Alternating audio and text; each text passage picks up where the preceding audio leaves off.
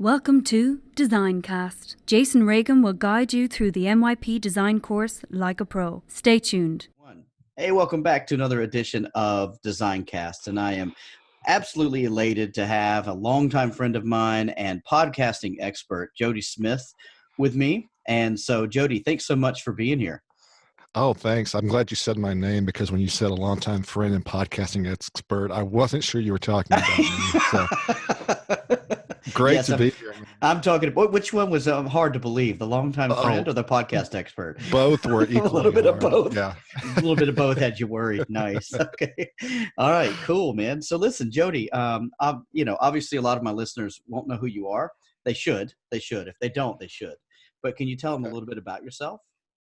Hey, yeah, I am a podcast launch coach, and I help guide people through the podcast launch process. So when it comes to getting everything in line, such as selecting equipment, what might be the best equipment, getting podcast artwork done, teaching people how to record themselves in a high quality manner and how to record guests in a high quality manner, getting podcast integrated into your website, all that kind of stuff. Even going down to, what title should I use? How should I structure my podcast content, and even helping them ask the hard questions so they can define who their audience is. So all that goes into launching a podcast. And also there's a select number of podcasters I work with on a weekly basis where I help them get their podcast episodes edited and published and such. So that's awesome. That actually helps me understand a lot more about what you do. I've always been like, what does Jodey do anyway? So that's that's I ask myself that question every day. Yeah, I'm kind of like a personal tour guide for people who are wanting to start podcast. Oh, that's nice, man. And part of the reason I wanted to ask you on, other than you're just an absolutely amazing person, was that, Still talking about me? I am Okay. still talking about, it's not that guy behind you who's lurking in the corner. But, one of the things that a lot of the listeners have is that their teachers and their students are into podcasting. And so it's really neat to hear that actually there's a career out there that people can have where they help guide people through the process of, becoming podcasters and that kind of thing. So that's really cool to hear that. How did you get into that, Jodey? Well, that's a good question because, like, when I was, even in high school, there was no podcasting didn't exist, so I couldn't have even known to wish I could become a podcast coach one day. So, yeah. So back when in my earlier days, when I was working in a corporate cubicle, you probably remember that time, and I worked in that corporate cubicle for about 8.5 years altogether, and at some point I discovered podcasts, and I started listening to these business podcasts and entrepreneur type podcasts. And um, I would sit there while I was working, listening to these podcasts, and I would get ideas for businesses and things I wanted to do. And I was like, man, I really want to do something different. And that's how I first got turned on to listening. It was time after that when I got into actually learning the technicals of podcasting and helping people with that. So that was about 2013. I think it was like March 2013. I actually took a month-long podcasting intensive online, and I meant just to have my own podcast at that time, but we had an online class, and I think there were like 20 or 25 students. And after the course was over, I found myself answering questions for some of the other students in Facebook groups, or I would say, hey, let's jump on Skype and troubleshoot this problem, stuff like that. There was this one lady in particular, and I think she lives in Oregon. Yeah. And she kept saying, hey, send me an invoice. And I didn't really know what to do. So finally she just got mad and just like mailed me like a check for $200 or something. And I was like, wow, that was kind of a turning point for me. Um, I started doing that on the side as I was still working a day job. And then about 4 years ago, it was actually on April the 15th of 2016, I quit that day job and I went full time. That's awesome, man. And I'm sure it's not always been easy, but it seems like you're really having some success now. But what did you Yeah, do if things were kind of lean? How did you, what kind of yeah, other yeah. side gigs did you have going on? That's a great question. I'm glad you asked that because there were some downright terrifying times. There was times when I said, "What in the world was I thinking?" And then there were also days where I would do like well, and I would be like, "Why did I ever have a job in the first place? This is." And so the funny thing is, right before I was getting ready to quit my job, I wanted to have a fallback plan. So I registered to be a driver for Lyft, the rideshare service. I was a Lyft driver, so that was one thing I did, on the side while I was, getting started out, after I'd quit my day job, and I think I ended up this was in 2016, I ended up doing, I think, like, 99 rides, so that gave me a real good taste of ride sharing, and it was a good way to get some quick cash for the day or the week.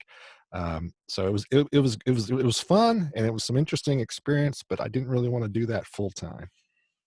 Yeah, Uh, I uh, know the gig economy is a little tough, especially right now. So, yeah, yeah. So another thing I did is I had some experience designing websites and managing email lists and stuff like that. So I took a few side gigs doing that, and sometimes it was in addition to somebody who was needing a podcast or whatnot. But I definitely remember kind of getting just overloaded with web work. On the side while I was trying to grow my podcast business as well. and so, that's awesome. Thank you. First off, I've ridden in a car with you, so I can imagine that you weren't the only one terrified uh, at that point. So, but let me ask you this: you mentioned that there are some podcasts that you work with on a weekly basis, and you mentioned editing and that kind of stuff. What all do you do with them? In addition, I mean, I can imagine that you're using some sort of editing software, but what other things do you do for them? Do you help with the distribution, or what is it you do? Yeah, so on a weekly basis, I'll uh, basically take the audio file that they recorded, get it, do some minor edits and level it out, normalize it, maybe add a little bit of noise reduction, stuff like that. Just real simple stuff. I'll convert it to MP3. I'll get it published to their media host, which goes out to their on their podcast feed to Apple Podcasts and Spotify and all those places. And I make sure it gets published on their website. A lot of my clients will create a blog post for each individual episode, and we'll have the audio player on their on that blog post as well as some notes from the show, maybe a short summary or some bullet points as well as any links that are mentioned.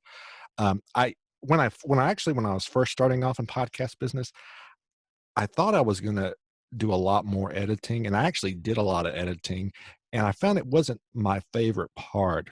I really like helping people through the process and strategizing, and I'm all right with doing simple edits.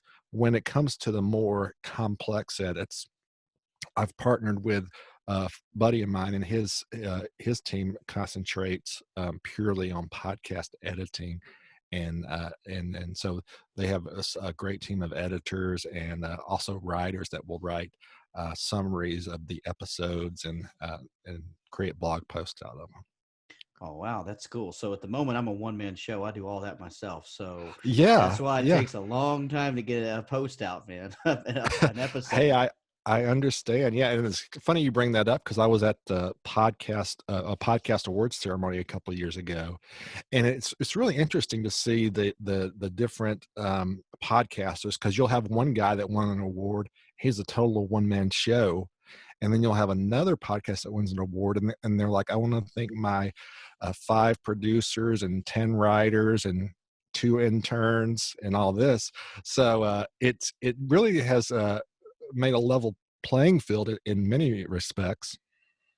Yeah, I think it's one of the only businesses you can still kind of do that. Independent filmmaking is that's insane to do that all by yourself. But to I think in podcasting, it's because it's short snippets. In a way, it's okay for someone to still. You don't have to have much. You can start with your phone. That's And I right. think that's the best part that I like about it is it's the great equalizer, and then everyone has a voice, right? Hmm.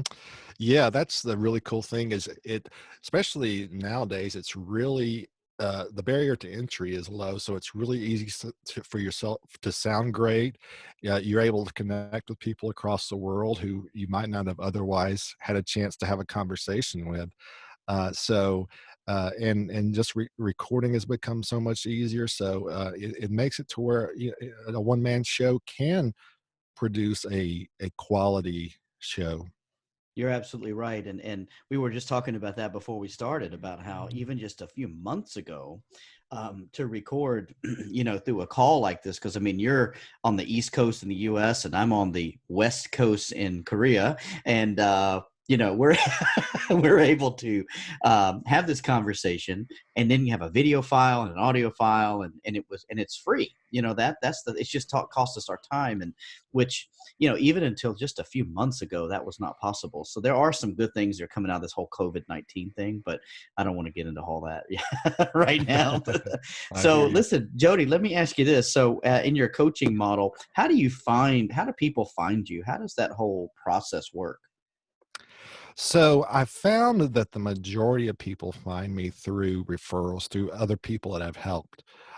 When I first started out, when I learned podcasting, I learned it from a guy named Cliff Ravenscraft, and he was known as the podcast answer man for many years. He's moved on to uh, other life coaching and other business coaching, but for several years he was focused on podcast coaching. So my first paying clients were from uh, alumni of his course who maybe I jumped on to help them troubleshoot a problem that they were having at that time. Um, and he's sent me a lot of referrals, and then a lot of people that I've worked with have sent me referrals. So thus far, the other big referral source is this my buddy who actually lives in Oklahoma City, who runs the podcast editing company.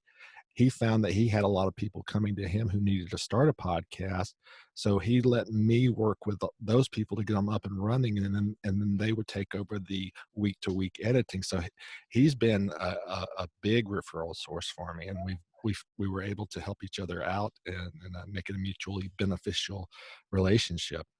Right. And they tell two friends, and they tell two friends, and they tell two and friends, right? and so on and so forth. Yeah. It's But nice. yeah, yeah. I'm always kind of exploring other referral sources, and I've started building my email list up, um, and I want to create some group programs so we can make it more affordable and um, can walk people through it in like a group Zoom setting.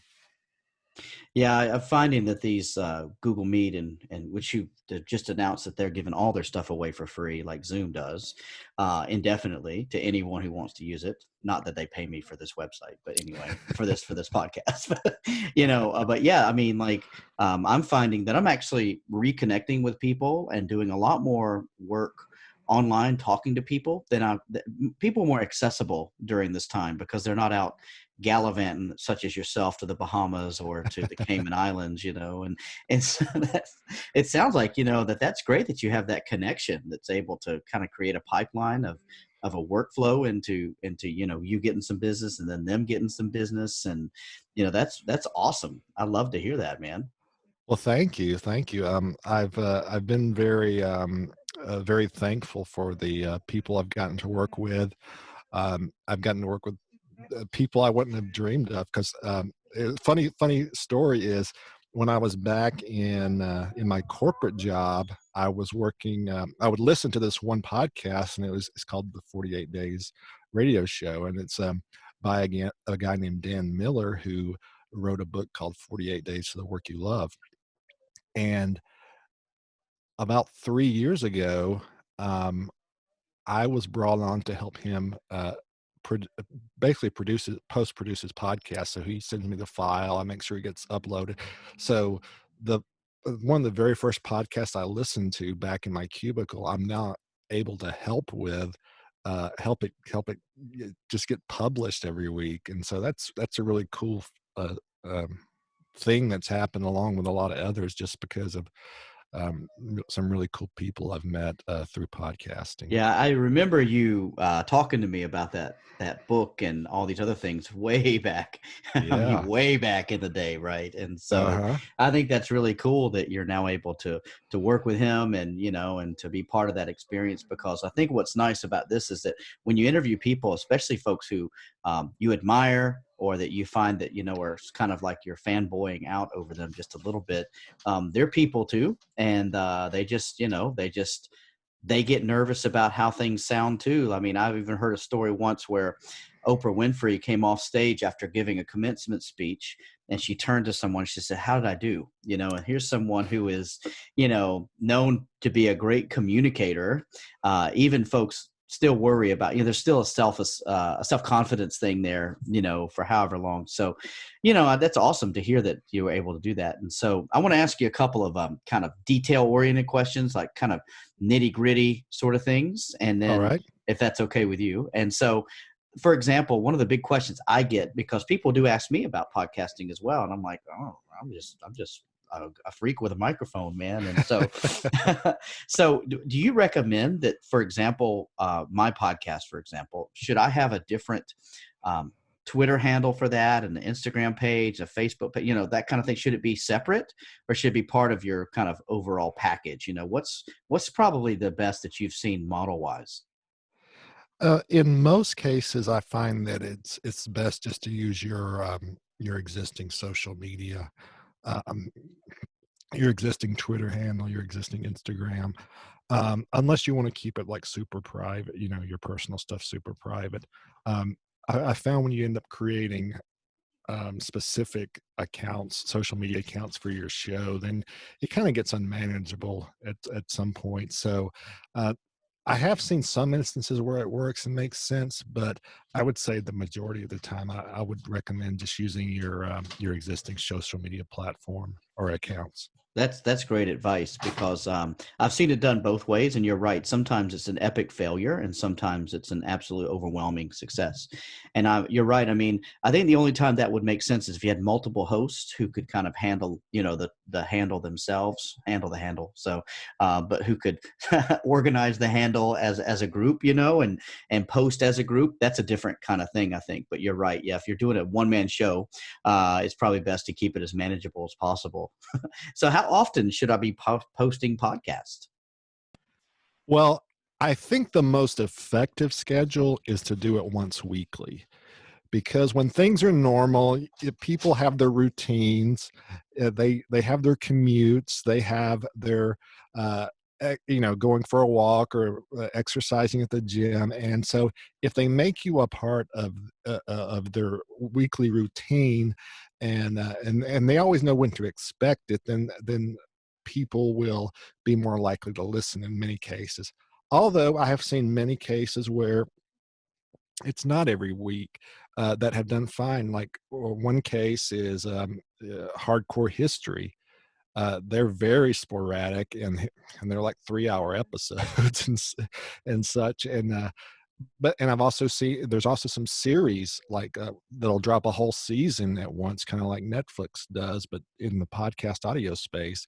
And so I never say that it won't work to do something different. I have had clients that the best they could do with their schedules was to do it once every 3 weeks or once every 2 weeks, but they did it consistently. And if they were ever able to work up to once a week, um, it tended to help give them more momentum and to build up their audience a little better.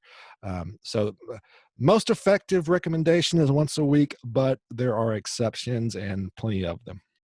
Fantastic. That's actually really great, because like my school, we have a group of students who do like a weekly magazine type show. And so every Sunday night, the kids knew that the announcements were going to come out on the podcast, and they could go and listen. They had little clips, and it's gotten so successful. They've actually created like quarterly longer episodes, which are much more on the creative end and not just information distribution kind of thing, which has been great because that's giving all of them a chance to look at it from different perspectives, because some is just strictly information giving, and then some are much more, interactive with, audience participation, things like that. So yeah, that's great advice. Thank you. And you're right. I hadn't really thought much about the habit thing, but I think about my own habits, and that there are certain times of the week that I would prefer to listen to the latest episode that dropped, and kind of go from there. So that's great advice, Jodey. Thank you. So tell me, go ahead. Sorry.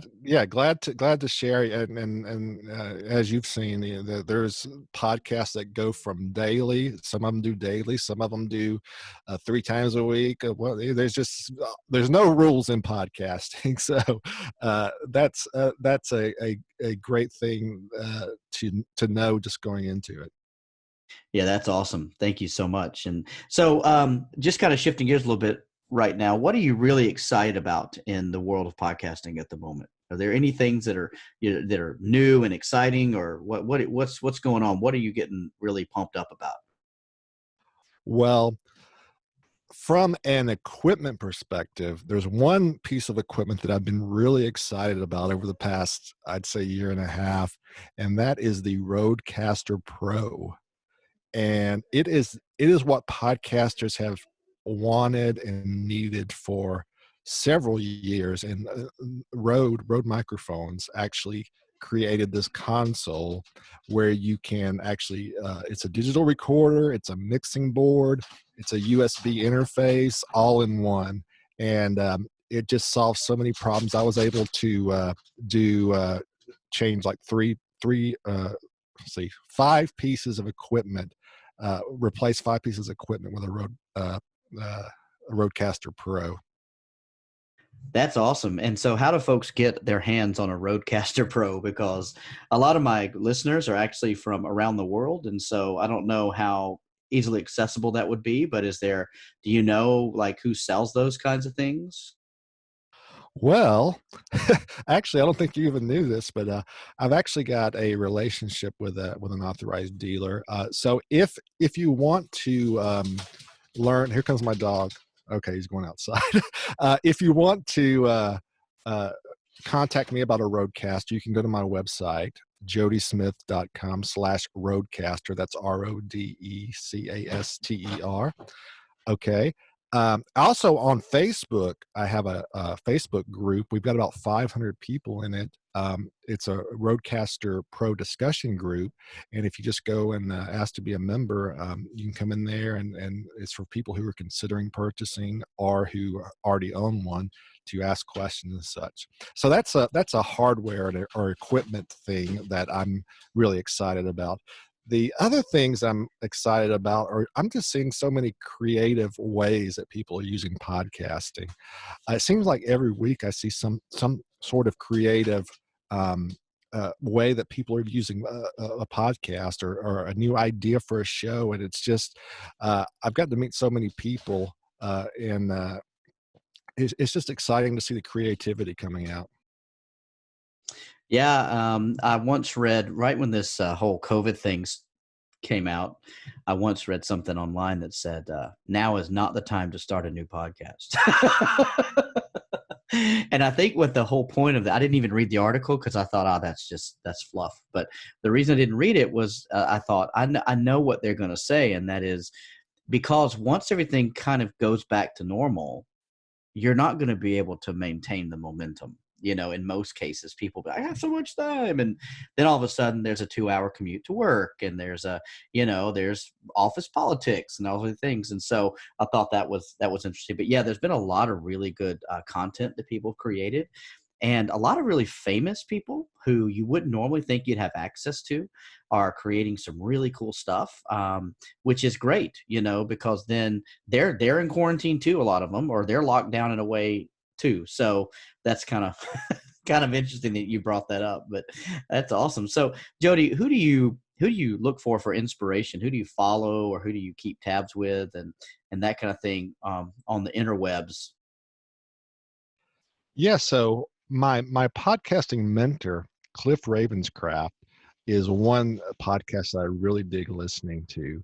Um, Even though he's moved away from talking about podcasting like he used to, he does talk about business and just life, and he's very transparent. I mean, will share some very personal things about his business and his life and such. So he's one person that I really appreciate uh, listening to his podcast.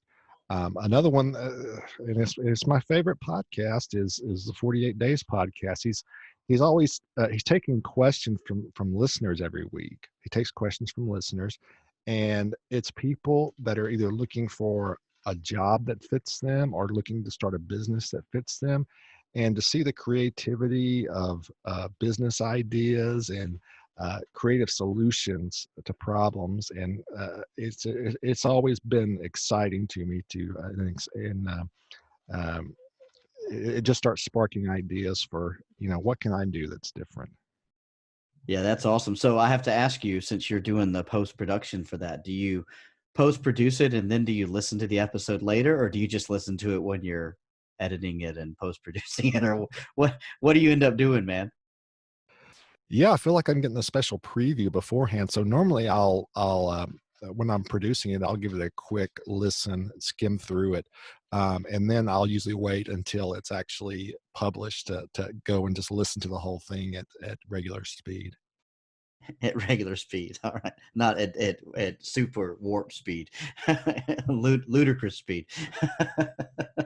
All right, Jodey. So let me ask you this. How do people get in touch with you? I know you dropped your website and the Facebook group that you're part of, but how do folks get in touch with you? Let's say on Twitter, because a lot of the educators I work with are really into Twitter. How do they get in touch with you? Yeah, on Twitter, my handle is podcast producer. Um, Also, my website is just my name, and that's spelled JODEYSMITH, jodysmith.com. And there's a form on there if somebody wants to send me a message, or you can tweet at me. Tweet right at you. I love it. Shots fired. That's awesome. Well, Jodey, thanks so much for sharing your expertise. It's always good to talk to you, and to see how far our careers have gone and how they've changed over the years is really fun. And so it's been great talking to you. And I know that folks are going to find a lot of value in having listened to your stories and your expertise. So thank you so much. It's an honor.